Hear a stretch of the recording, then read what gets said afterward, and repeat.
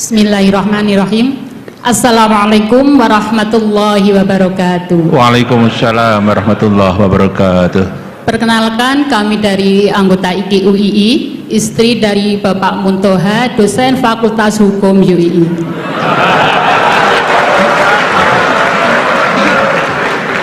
Maaf, tadi diminta oleh mbaknya untuk memperkenalkan diri. Ya, monggo Bu Muntoha ya. Kepada yang terhormat Bapak Profesor Dr. M.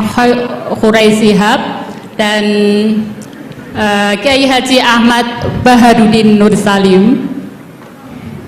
Tadi sudah disampaikan banyak hal tentang tafsir, yang tadi menyinggung tentang pernikahan, kemudian tentang Anisa, tentang perempuan dan sebagainya. Kemudian saya ingat pada suatu saat saya berdebat dengan suami saya. Bagus ini. Betul ini. Saya pernah berdebat dengan suami saya mengenai ayat yang berbunyi, yaitu surat An-Nisa ayat 43 yang berbunyi, saya penggal ayatnya. A'udzubillahi minasyaitonirrajim. Bismillahirrahmanirrahim. Wa in kuntum marda ala safarin aw jaa ahadum minkum minal ghaiti aw lamastumun nisa falam tajidu ma'an fatayammamu sa'idan thayyiban famsahu biwujuhikum wa aydikum. Innallaha kana afuwan ghafura. Yang jadi pertanyaan adalah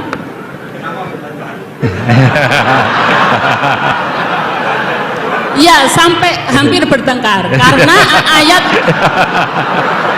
tentang ayat yang berbunyi aula mastumun nisa. Oke, aula mastumun nisa. Di sini kami teringat dulu waktu masih kuliah di IAIN, pelajaran usul fikih, yang mana dosen saya almarhum beliau sudah Pak Nur Madawam, beliau menerangkan tentang arti dari aula mastumun nisa, di mana beliau sebenarnya tidak bisa memberikan jawaban yang pasti. Hanya beliau menyampaikan perbedaan pendapat dari kata aula mastumun nisa, yaitu ada dua mazhab. Yang satunya berpendapat bahwa aula mastumun nisa itu artinya adalah menyentuh, dan mazhab yang satunya saya lupa mazhab apa, itu maknanya adalah berhubungan suami istri.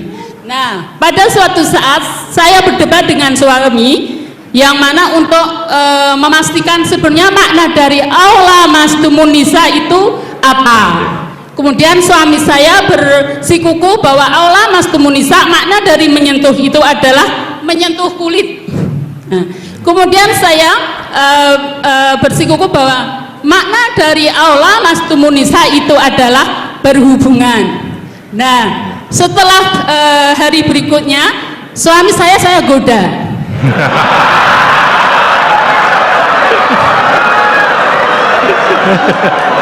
Ini ya, kontekstual ya. Saya goda.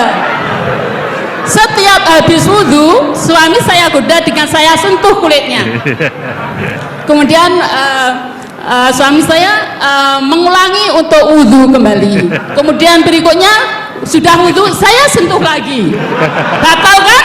Pendapatnya batal karena aula mastumun nisa tadi pendapatnya adalah menyentuh kulit.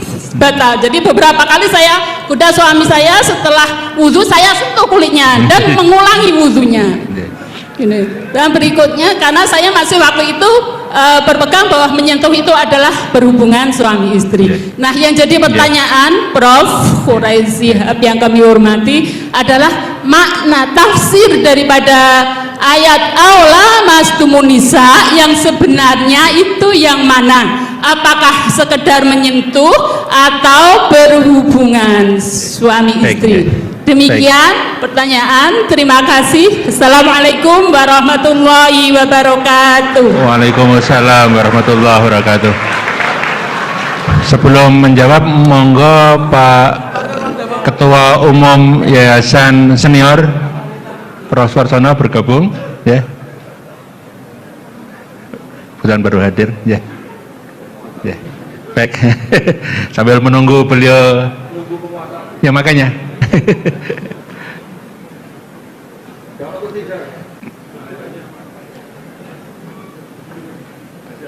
Ya. Ya. Ya, ini biar nunggu masuk dulu ya. Ya. Baik, Ibu Bapak, tampaknya dua penanya dulu. Yang pertama dari Pak Salahuddin terkait dengan lebih berani dan kontekstual, kira-kira gitu dalam menafsirkan. Kemudian yang kedua, monggo ini Pak Suwarsana Muhammad, Ketua Umum Pengurus Senior, Pak Kuras, ya. Ya. Ya, ya. Kemudian yang kedua, pertanyaan dari Bu Muntoha terkait dengan tafsir Aula Mastumun Nisa. Ya, yang mungkin yang pertama, yang kedua Gus dulu ya, monggo Gus. Yang kedua loh ya. Ya, yang kedua.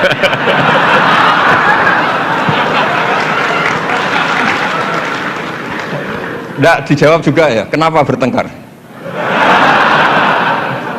Terus pertanyaan kedua, kenapa hanya nyentuh saja tidak diteruskan?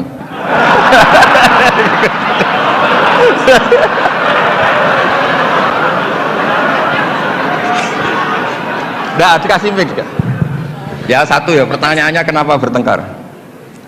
Jadi bertengkar dalam arti bercanda ya, tidak bertengkar yang serius dengan nafsu amarah tidak. Tapi ini bertengkar dalam arti memperdebatkan tentang ayat yang berbunyi Aula Mastumun Nisa tadi, Aula Mastumun Nisa. Setelah nyoba menyentuh kok kenapa suami nggak tertarik meneruskan?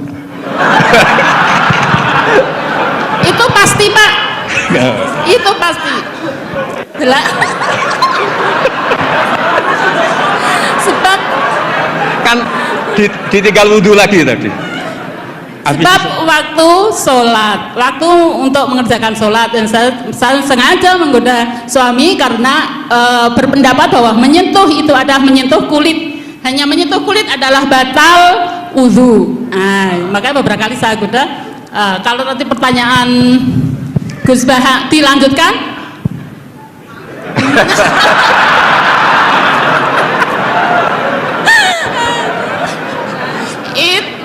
Menunggu waktu. Menunggu waktu. Nggak begini ya. Ini tadi saya minta Pak Warsono ikut berdiri ini yang punya badan wakaf yang ketua. Begini. Yang jelas jangan memicu kata Pak Rektor dulu MZU dan Newcastle United sama apa? Manchester United. Karena ini sudah jadi madhab identitas. Kalau yang seperti itu NU, seperti ini Muhammadiyah, kayak kunut lah. Kunut itu NU, tidak kunut itu Muhammadiyah. Berarti Imam Syafi'i itu NU, Abu Hanifah itu Muhammadiyah. Begini, kita kan nekuni itu ya, nekuni sekali. Saya bilang nekuni sekali bukan niat sombong, enggak, supaya Anda tahu Rektor milih saya jadi ahli tafsir itu tidak salah. Memang benar-benar saya tekuni. Profesor Zaini maksudnya bukan? Dekat. Oh ya ya. Ya tadi karena saya sebenarnya sudah uzlah tadi, yang Pak Kores nggak pernah setuju. Begini ya, dalam kitab Ahkamul Quran yang ditulis Imam Baihaqi meriwayatkan makalah-makalah Imam Syafi'i, beliau jelas ngendikan lamisa dari mulamasah. Mulamasah itu nyentuh. Naha Rasulullah an bai'il mulamasah. Ini saya cerita Imam Syafi'i dulu, nggak cerita suami Anda, enggak cerita Pak Munta Anda. Naha Rasulullah an bai'il mulamasah. Nabi itu menyegah, melarang jual beli yang hanya unsur disentuh, kemudian itu pengganti kata luzum. Kalau sudah disentuh berarti oke. Sehingga beliau yakin seyakin-yakinnya kalau mulamasah urusan al-jassu bil yad, memang menyentuh. Nah, satu-satunya riwayat yang populer itu adalah Ibnu Abbas. Ibnu Abbas mengartikan awla mastumun nisa itu au jama'tumun nisa, memang sampai hubungan suami istri. Berarti Anda Ibnu Abbas, suami Anda Imam Syafi'i. Nah, Kiai Jawa itu paling pinter ngerekayasa hukum. Kiai-kiai NU itu kalau keseharian, kalau tersentuh istrinya memang wudhu. Kalau banget-banget diteruskan, cantik banget diteruskan. Saya ulang lagi ya, Kiai NU kalau disentuh istrinya wudhu. Kalau cantik banget diteruskan. Nggak nyindir, ini cerita aja gitu. Pengalaman Gus Ba. Ya, alhamdulillah berarti cantik banget. Nah, tapi kan madhab Syafi'i itu ada problem, yaitu beliau meyakini dan hampir semua ulama meyakini kalau tawaf itu harus suci, dan kalau berdesaan di Ka'bah zahmah itu kan pasti kesentuh perempuan. Nah, di bab ini KBIH memberi saran, sudahlah di bab ini intikal madhab, kamu kesentuh perempuan atau sebaliknya tidak batal. Tapi di kehidupan sehari-hari memang perasaannya orang-orang Syafi'i, sebenarnya itu orang Syafi'i bukan orang NU, tapi sudah diambil alih NU. Sampai ketahuan Pak Quraisy itu kalau di kampung-kampung, enggak Sayyidina NU, enggak Sayyidina ya Muhammadiyah. Kalau kunut, padahal kita yang nekuni madhab tidak ada seperti itu, ini Syafi'i, ini Maliki ini. Nah, tapi jangan juga nanti terus beralih, ini madhabnya Pak Muntaha, ini madhabnya istrinya. Wah, malah ada pendiri madhab baru nanti dalam Islam.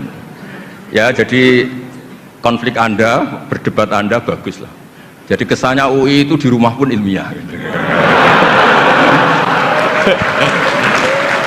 Jangan sampai debat begini, itu gaji kamu di UI hanya sekian, tuntut Pak Warsono, jangan gitu. Itu kan tidak ilmiah. Alhamdulillah lah, itu bagus. Teruskan saja debatnya. Ya jelas ya, memang begitu riwayatnya begitu. Ya Anda nanti terserah. Kalau dalam ilmu tasawuf, madhab itu gampang. Kamu yakin tidak ketemu Allah dengan pendapat itu? Madhabun al-Qawahabi, kalau dalam ulama, hadza madhabi al-Qawahabi. Ini pendapat saya yang sampai ketemu Allah itu saya siap. Makanya saya ini bukan sok-sokan ini mengatur di depan Pak Quraisy, tidak mungkin bohong. Saya itu jadi kiai besar itu susah dan sungkan. Karena terus dihormati, disugio-sugio. Jangan-jangan ini bagian duniawi. Sehingga saya kalau di rumah, tanya istri saya, keluarga saya, kalau di rumah itu saya sering jenguk kiai-kiai mati, ini kiai kampung. Ini sebagai kafaro saya, jangan-jangan saya kenal rektor UI itu bangga, kenal ketua badan wakaf bangga. Sehingga ini urusannya hanya bangga-bangganan, keren-kerenan. Sampai segitu tradisi di keluarga saya ini, karena ya memang itu tradisi. Dulu itu namanya Imam Syafi'i itu top terkenal, tapi punya mitra debat, itu namanya Saiban Ar-Ra'i. Itu pengembala kambing miskin. Suatu saat Imam Syafi'i jenguk ke Saiban Ar-Ra'i ini. Tanya, menurut kamu zakat itu wajib pada siapa? Kata Saiban Ar-Ra'i, menurut kamu apa menurut saya? Ya menurut kamu, saya tanya kamu ya menurut kamu. Ala kulli ghaniyin wa faqirin. Zakat itu wajib bagi orang kaya dan orang fakir. Loh kenapa? Masa orang fakir sudah miskin wajib zakat? Memangnya orang fakir hartanya bersih semua? Enggak kan? Saya memberi contoh itu nyuwun sewu, tampaknya menyinggung. Di kampung saya itu kan kalau ada acara misalnya haul atau pengajian atau apa. Gak mungkin kan di UI tak contohkan acara apa gitu yang pakaiannya serono kan, gak mungkin misalnya acara-acara apa. Itu orang yang hanya beli rafia, ngerti itu sama rafia? Yeah. Apa bahasa Indonesia rafia itu? Pokoknya rafia. Yeah. Itu lapangan tuh gak jelas milik siapa. Yang pertama masang rafia itu yang paling berhak menerima apa? Parkir. Dan akhirnya ya dapat uang. Coba itu atas nama fikih itu sah apa enggak? Itu kalau atas nama orang fikir, yang fikir enggak dia tok. Kalau atas nama tamalluk, apa dia memiliki itu, milik orang?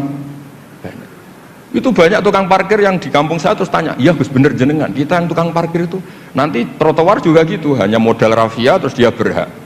Artinya apa? Rezeki orang miskin juga banyak yang masalah kalau nggak dizakati itu. Terus Imam Syafi'i tertawa-tawa. Ya tertawa-tawa artinya terjadi madhab bersama. Negara hanya mewajibkan zakat sama orang kaya karena itu yang harus dituntut kalau udah zakat. Tapi orang miskin silahkan, yang merasa rezekinya juga macam-macam itu juga harus zakat, karena zakat itu filosofinya itu kan tadhirul mal, mensucikan harta. Dan kita tadi wong nggak ikut punya lapangan, nggak ikut punya trotoar, hanya modal rafia, terus kita yang berhak, orang lain tidak berhak, padahal orang lain ini bisa lebih miskin ketimbang kita. Nah itu pentingnya debat. Itu lebih mutu timbang debatnya suami Anda dan Anda ini, Saiban Ar-Ra'i. Tapi itu bagus, itu kasih bonus Pak Rektor, itu hebat itu. Di rumah masih debat fikih itu hebat itu. Dia nggak tahu. Terima kasih. Bismillahirrahmanirrahim. Assalamualaikum warahmatullahi wabarakatuh. Waalaikumsalam warahmatullahi wabarakatuh.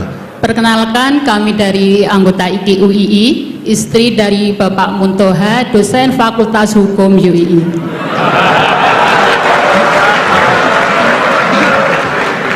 Maaf tadi diminta oleh mbaknya untuk memperkenalkan diri. Ya, monggo Bu Muntoha ya. Kepada yang terhormat Bapak Profesor Dr. M. Khurai Shihab dan Kiai Haji Ahmad Baharudin Nur Salim. Tadi sudah disampaikan banyak hal tentang tafsir, yang tadi menyinggung tentang pernikahan, kemudian tentang Anisa, tentang perempuan dan sebagainya. Kemudian saya ingat pada suatu saat saya berdebat dengan suami saya. Bagus ini. Betul ini. Saya pernah berdebat dengan suami saya mengenai ayat yang berbunyi, yaitu surat An-Nisa ayat 43 maaf, yang berbunyi, saya penggal ayatnya, a'udzubillahi minasyaitonirrajim, bismillahirrahmanirrahim. Wa in kuntum marda ala safarin aw jaa ahadum minkum minal ghaiti aw lamastumun nisa falam tajidu ma'an fatayammamu sa'idan thayyiban famsahu